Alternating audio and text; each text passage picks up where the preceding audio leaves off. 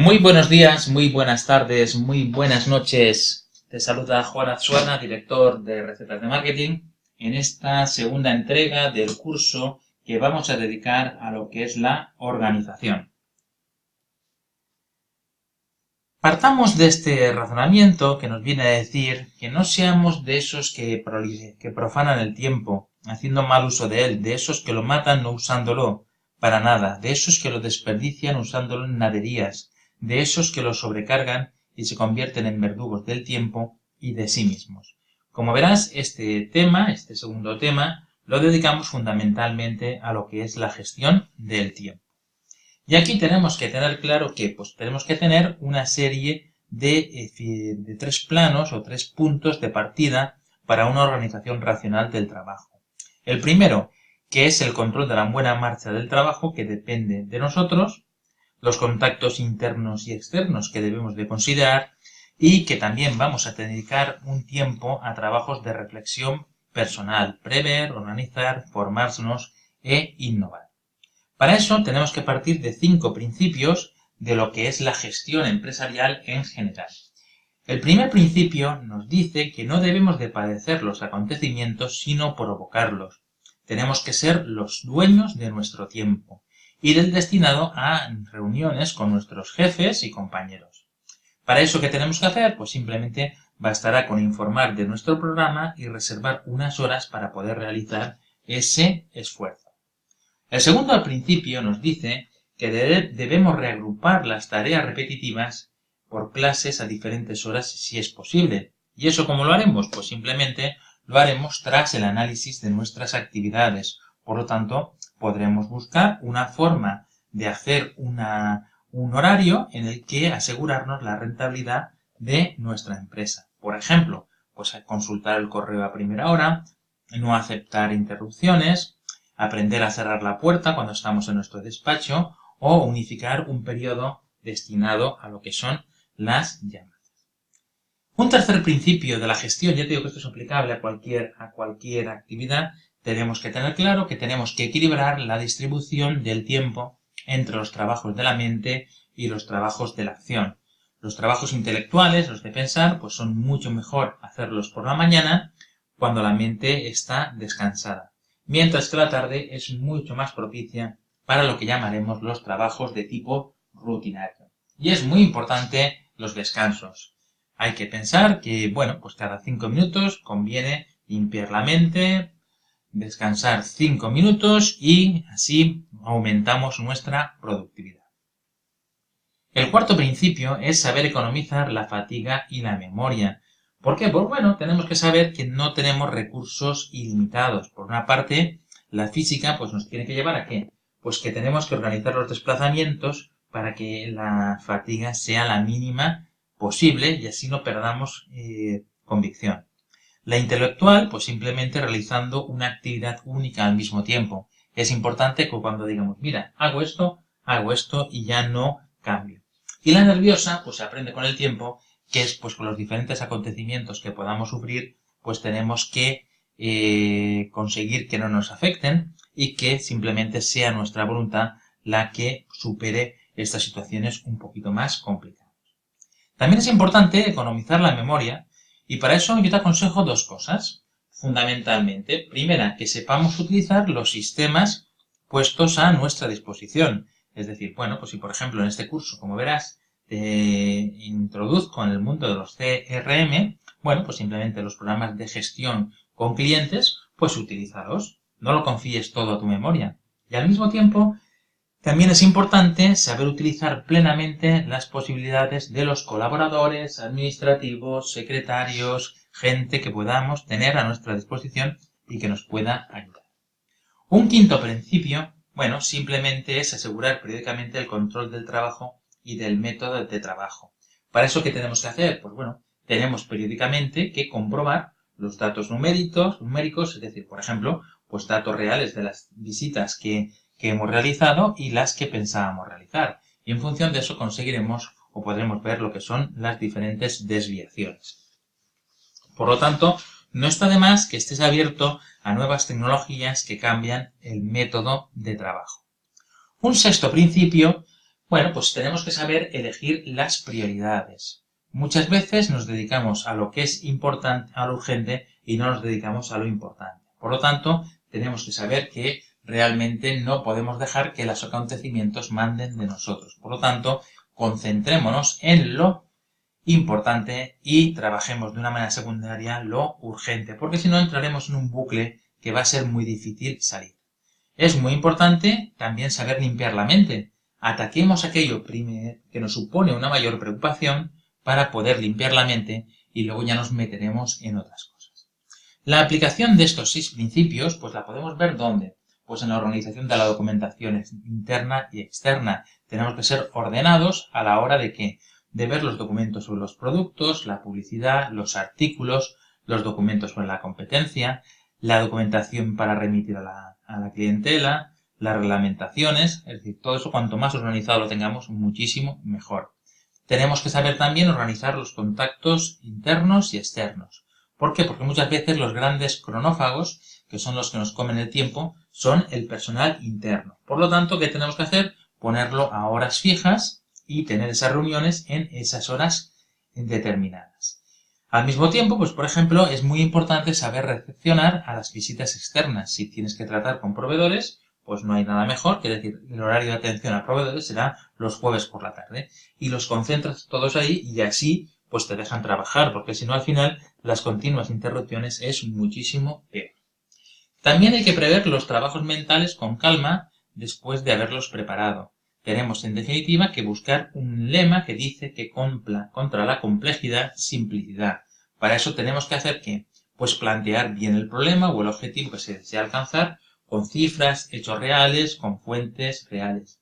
Yo tenía un importante empresario que tiene una frase que nos repetía siempre que es las estadísticas son las estadísticas. Y al final, cuando hablamos con datos, cuando hablamos con hechos reales, pues es mucho más fácil tomar la decisión. Por lo tanto, descompongamos el problema en cuestiones elementales, determinemos las soluciones, no nos precipitemos, actuamos sin demora, controlamos las diferentes fases, informamos al superior si se requiere y tenemos que conservar una copia de aquello que estamos realizando. ¿Cómo podemos administrar el tiempo lo mejor posible? Bueno, pues aquí te adelanto o te animo a coger, pues bueno, un Excel, un papel, pero bueno, a mí me gusta más ya modernizarnos y pasar por 4 fases. La de observación, la de análisis, la de autocontrol y la anual de control. En la fase de observación, ¿qué tienes que hacer? Pues tienes que anotar las tareas realizadas durante un mes. A partir de aquí pasaremos a la fase de análisis y plantéate qué tareas han sido inútiles, cuáles podías haber delegado, cuáles no has realizado y cuáles tareas o qué tareas siguen en marcha. Para eso ya te digo que la herramienta CRM es magnífica porque tiene todo un área dedicado a lo que es el mundo de las tareas. A continuación, bueno, pues tenemos que ver la fase de autocontrol. Ponte todas esas tareas en un Excel y clasifícalas en varios criterios. No me corresponde a mí hacer esto, tendría que haber delegado esta tarea o me hace perder tiempo. Y a partir de ahí, todo ese tipo de tareas, concéntrate en lo que realmente es importante. ¿Y anualmente qué tenemos que hacer? Bueno, pues anualmente tenemos que ver lo que son las actividades, verlas desde el punto de vista de importancia decreciente y observar las desviaciones entre todo aquello que en un año queríamos hacer, que hemos conseguido o no hemos conseguido. Como estamos en la fase de organización, vamos a estudiar los productos, crear la documentación y la argumentación. Es fundamental, y eso mis alumnos lo saben, que soy de las cosas que yo siempre digo en mis cursos, producto, producto, producto. ¿Recordáis? Había un español político que decía programa, programa, programa. Pues yo siempre digo producto, producto, producto. ¿Y con eso qué te quiero decir? Bueno, pues que es fundamental conocer bien el producto. ¿Por qué? Porque nos va a dar seguridad. Al mismo tiempo, esa seguridad la vamos a transmitir y se va a convertir en ¿qué? En confianza por parte del cliente. Conocer el bien producto nos hace dominar la negociación, responder a las objeciones y avanzar hacia lo que es la conclusión. Al mismo tiempo, conocer bien el producto también nos permite conocer mejor el producto de la competencia.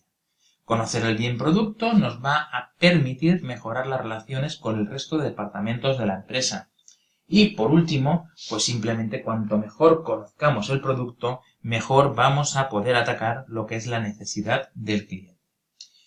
A partir de aquí, ¿qué debemos de conocer? Pues muchas veces tú no tienes que ser un técnico, no se trata, por ejemplo, si eres comerciante de cerámica, no tienes que saber lo que son las diferentes temperaturas de cocción. Si eres, por ejemplo, un vendedor de coches, no tienes por qué saber los materiales con los que están hechos los cilindros o los cigüeñales. Simplemente tú lo que tienes que conocer, que es pues, la política comercial de la empresa, la política de precios y las tarifas, las acciones de publicidad y promoción que se están realizando, tienes que conocer la competencia, tienes que desarrollar tus argumentos de venta y tienes que desarrollar las respuestas a las objeciones.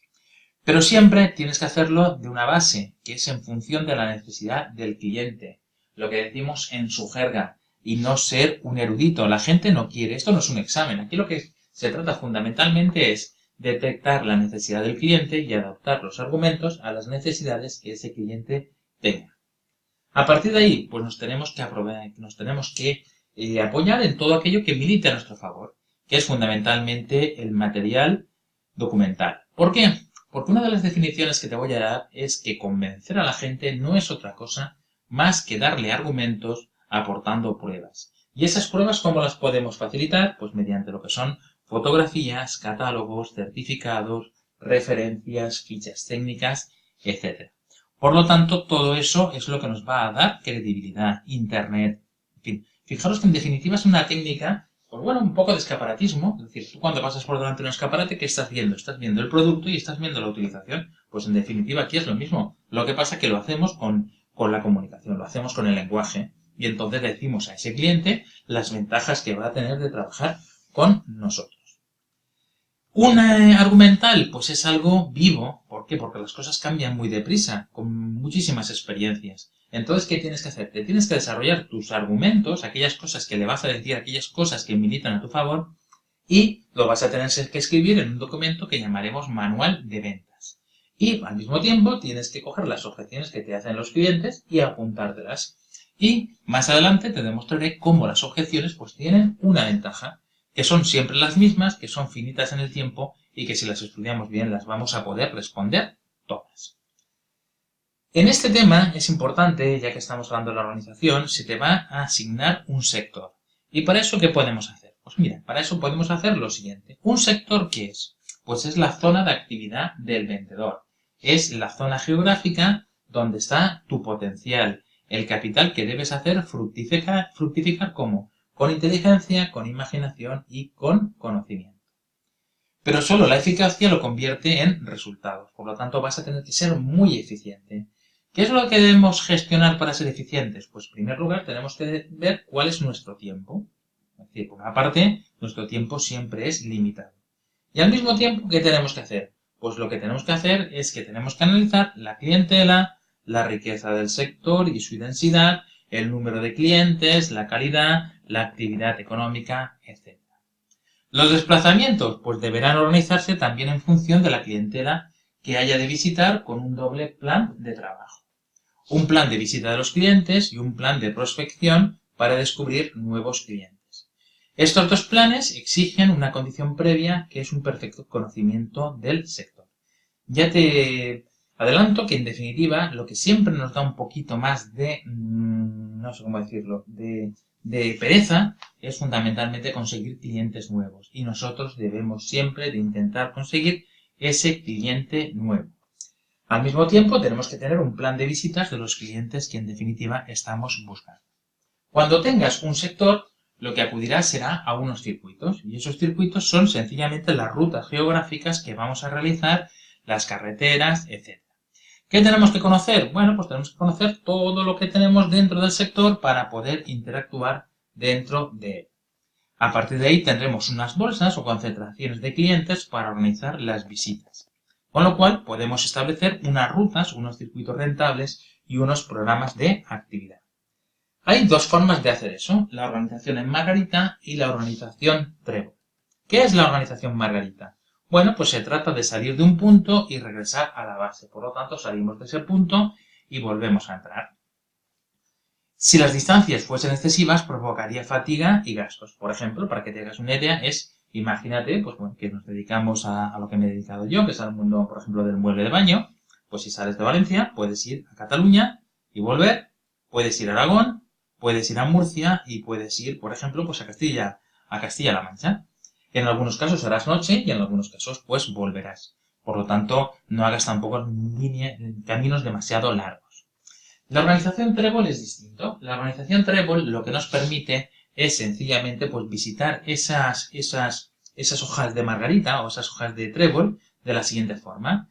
La primera semana pues visitamos la visita 1, la zona 1 y dejamos la 3 y 4 para urgencias. La segunda semana utilizamos la 2 y entonces ¿qué hacemos? Dejamos la 3 y la 4 para urgencias. La semana 3 visitamos la 3 y dejamos la 1 y 2 para urgencias. ¿Con eso qué hacemos? Bueno, pues simplemente estamos mejorando el servicio. ¿Por qué? Porque lo que conseguimos es que la mitad de lo que es esa zona que tenemos que nos vamos a visitar, por lo menos se visita una semana y 2 permanece, digamos, atendido en calidad de urgencia. Es importante prever siempre los desplazamientos. Me diréis, hombre, es imposible prever lo imposible, efectivamente, pero es mucho mejor actuar con un plan que actuar sin nada. Esta es la excusa típica para no realizar un plan de trabajo. Sin embargo, sí que es previsible tener tiempo para urgencias, para cosas imprevistas. Y si se dan, bien. Y si no se dan, pues las podemos rellenar con otras actividades. Por lo tanto, ¿qué es un programa de actividad? Pues un programa de actividad es la planificación sobre un documento de las diversas tareas que uno se propone ejecuten en el transcurso de la jornada de la semana. Ese es el programa de actividad que nosotros queremos. Es la organización de la actividad personal en función de unos objetivos determinados que se deben alcanzar. ¿Cuáles pueden ser esos objetivos? Pues miren, por una parte tenemos que tener visitas de prospección, tenemos citas, tenemos visitas de insistencia, visitas postventa, tenemos demostraciones, renovaciones del contrato de mantenimiento con determinados clientes, litigios a solucionar, puesta en marcha del material, tenemos que hacer formación y al mismo tiempo tenemos la parte de administración e informes. Entonces, bueno, hay una premisa clara que es que ninguna actividad humana se ejecuta correctamente sin preparación. La ventaja de ser su propio patrón no excluye la responsabilidad de pensar y ejecutar un programa de actividades. Yo diría que incluso más al contrario. El autónomo tiene que ser todavía mucho más eficiente a la hora de trabajar. ¿Por qué? Porque cuando trabajas por cuenta ajena, en definitiva, tienes la necesidad de dar unos resultados.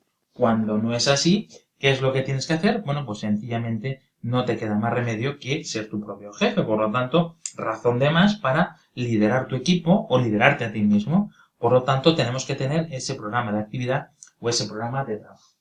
Por ejemplo, en esta diapositiva te pongo, bueno, pues lo que son mi programa de trabajo, en el que, por ejemplo, yo los lunes por la mañana lo reservo para trabajos de dirección, organización y administración y hago el email marketing de la semana. Por la tarde, que hoy es lunes, por ejemplo, me dedico a la creación del producto, grabación de vídeos, etc. Los martes es cuando hago las visitas y martes por la tarde me dedico a dar clases. Los miércoles pienso en la expansión y solamente me concentro en la expansión, en la búsqueda, en la promoción, en la búsqueda de nuevos clientes. Por la tarde, pues trabajo el tema de web, redes sociales, SEO, SEM. Los jueves me dedico a las visitas. Tengo 2 espacios ahí, como ves, dedicados a comida, que es donde intento concentrar las comidas con clientes. Y por último tengo los jueves por la tarde, me dedico a las clases y el viernes me dedico fundamentalmente a lo que son las llamadas de teléfono, etc.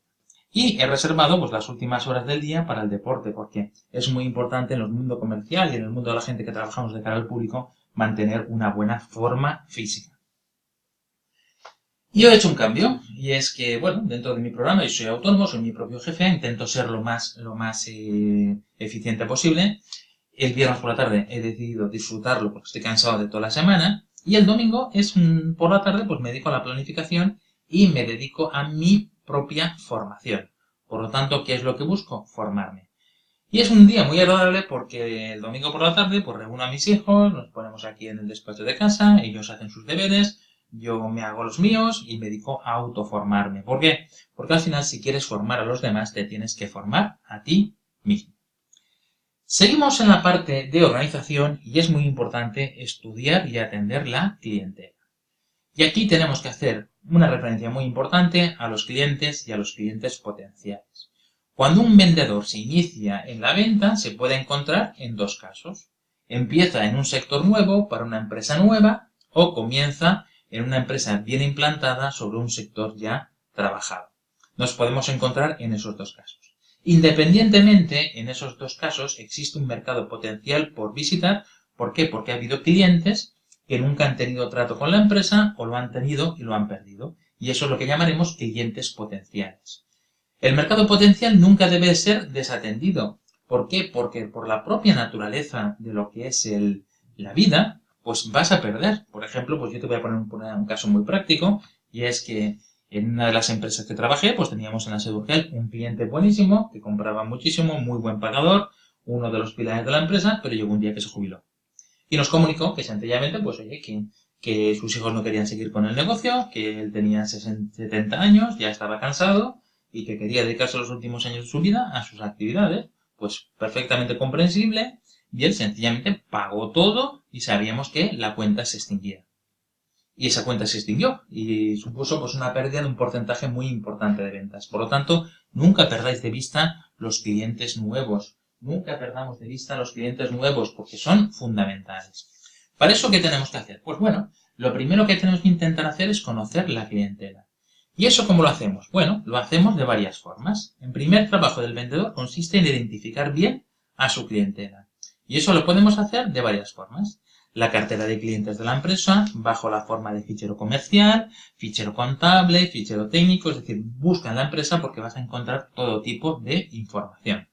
Luego, por ejemplo, podemos encontrar listados en la empresa organizados de forma geográfica o de forma profesional, y algunas veces te encontrarás con algún estudio de mercado realizado en la empresa sobre su clientela. Pero nunca tienes que olvidar que para comunicarse hay que hablar el mismo lenguaje del cliente, es decir, el suyo, no el nuestro. A partir de aquí, pues cuando ya tienes localizada la clientela, antes de empezar, es interesante el análisis. Y el análisis lo vamos a hacer pues simplemente viendo, pues bueno, quién es cada cliente.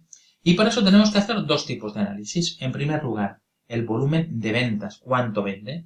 Y muchas veces es tan importante el volumen que tiene como lo que es el potencial a desarrollar. Por lo tanto, podemos movernos en esos dos ámbitos.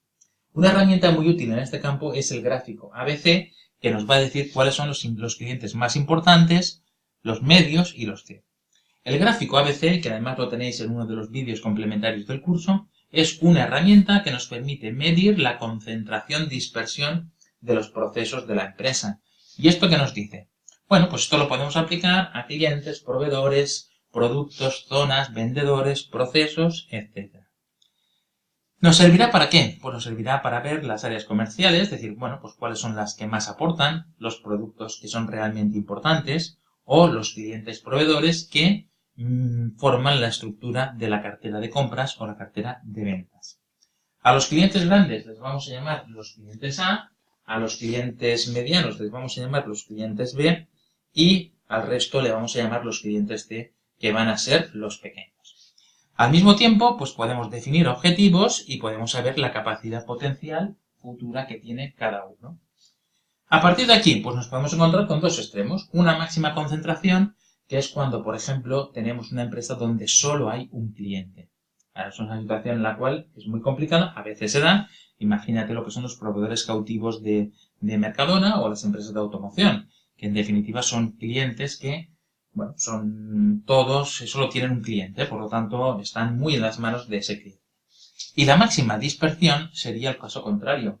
La máxima dispersión es cuando tenemos un cliente que tenemos un montón de clientes pequeños. Entonces, ¿qué es lo que pasa? Que no podemos hacer la suficiente fuerza y esos clientes, pues no son de gran volumen, pero fíjate una cosa. En el primero, con un cliente te lo juegas todo y cuando tienes 300 clientes, pues tienes que hacer 300 tomas de contacto, 300 argumentos, 300, en fin, absolutamente de todo. Por lo tanto, ¿qué tenemos que hacer? Bueno, pues sabemos que disipamos lo que es nuestro esfuerzo comercial en muchos clientes pequeños. ¿Para eso qué tenemos? Bueno, para eso tenemos la regla ABC, que nos dice que el 20% de los clientes nos tienen que suponer el 60% de las ventas. Y a eso les llamaremos los clientes A. Los clientes, a continuación, que van a ser los clientes B, van a ser un 20%, esto es una regla ideal. que nos tendría que permitir un 20% más. Y por último tendríamos un 60% de clientes pequeñitos que equivaliesen a lo que es el 20% de las ventas. En definitiva, con el 20% de clientes tenemos que llegar al 60%, son los clientes A. Con el 20% tenemos que llegar al 80%, serían los clientes B. Y con el 60% de clientes pequeños tenemos que llegar al 100% de las ventas. Ya te digo que tienes en el curso, tienes un vídeo donde te explico en todo detalle lo que es el gráfico ABC. De todas formas, la metodología es muy fácil. Tienes que elaborar un listado de facturación de cliente. Una vez lo tienes, lo ordenas de mayor a menor. Es importante calcular porcentajes sobre facturación. Es decir, tenemos que saber qué porcentaje representa cada cliente del total. Acumulamos esos porcentajes y cuando llegamos al 60% tenemos los A, cuando llegamos al 80% tenemos los B y cuando llegamos al 80% tenemos la C.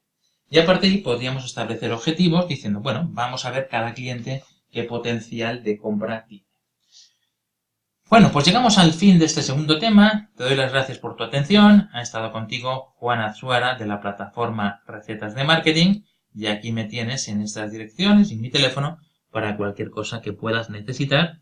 Y nos vemos en el vídeo siguiente que vamos a dedicar a lo que es la preparación. Gracias y hasta ahora.